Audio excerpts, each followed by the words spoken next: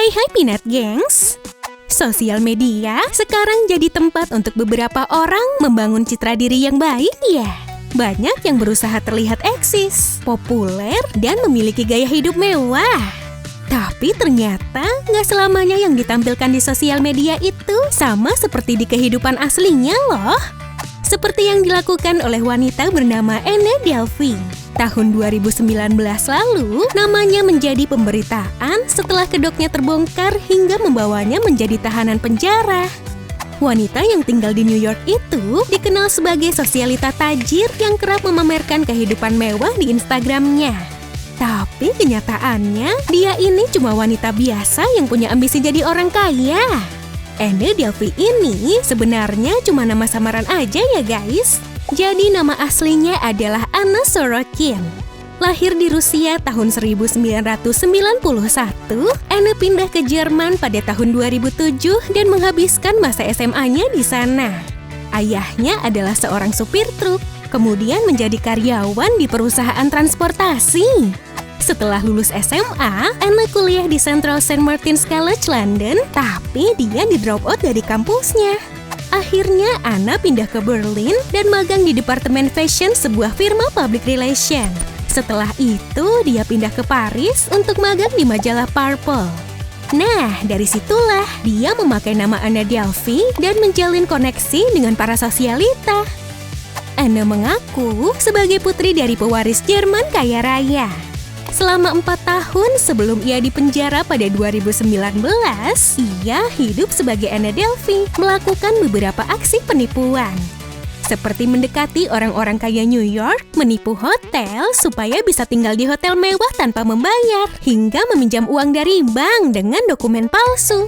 Dengan pengakuan sebagai pewaris kekayaan itulah Anna memperdaya teman-temannya yang kaya guys. Supaya lebih meyakinkan lagi, Anna sangat loyal. Dia membuat pesta besar dan memberi hadiah mewah kepada teman-temannya. Setelah membangun image sosialita, baru deh dia melancarkan aksinya menipu banyak orang. Dia kadang mengaku kesulitan memindahkan asetnya dari luar negeri ke Amerika. Nah, habis itu dia meminjam uang dari teman-temannya nih untuk membayar kehidupan mewahnya. Tapi uang itu nggak pernah dia kembalikan.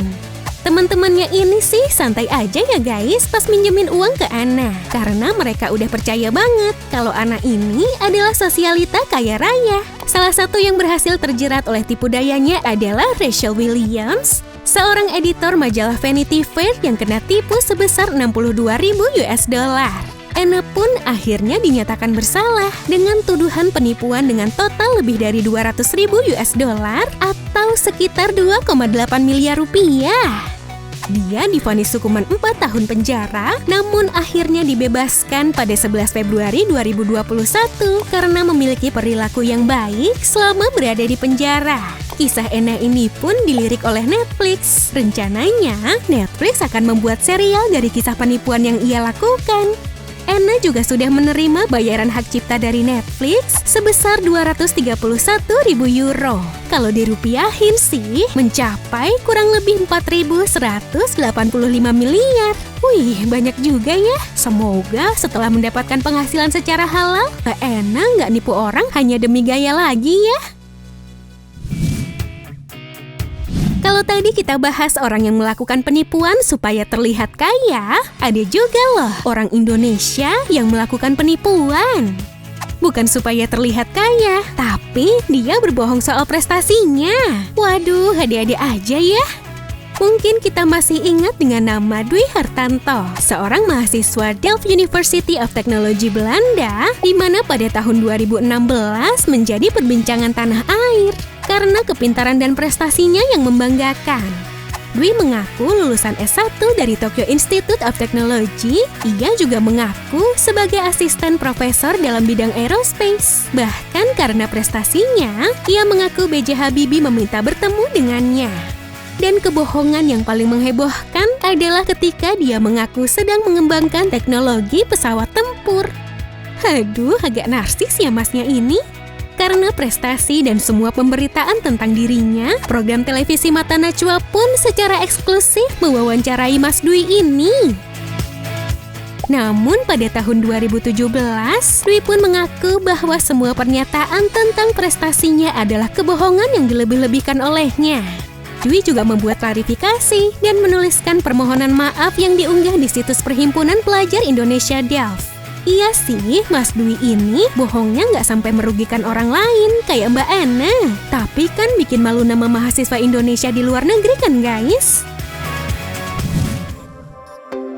Nah, itu dia kisah orang-orang yang melakukan kebohongan tentang dirinya. Gimana nih menurut kalian? Kira-kira kenapa ya orang bisa berbohong secara berlebihan? Tulis pendapat kalian di kolom komentar ya. Terima kasih sudah menonton. Sampai jumpa and have a nice day.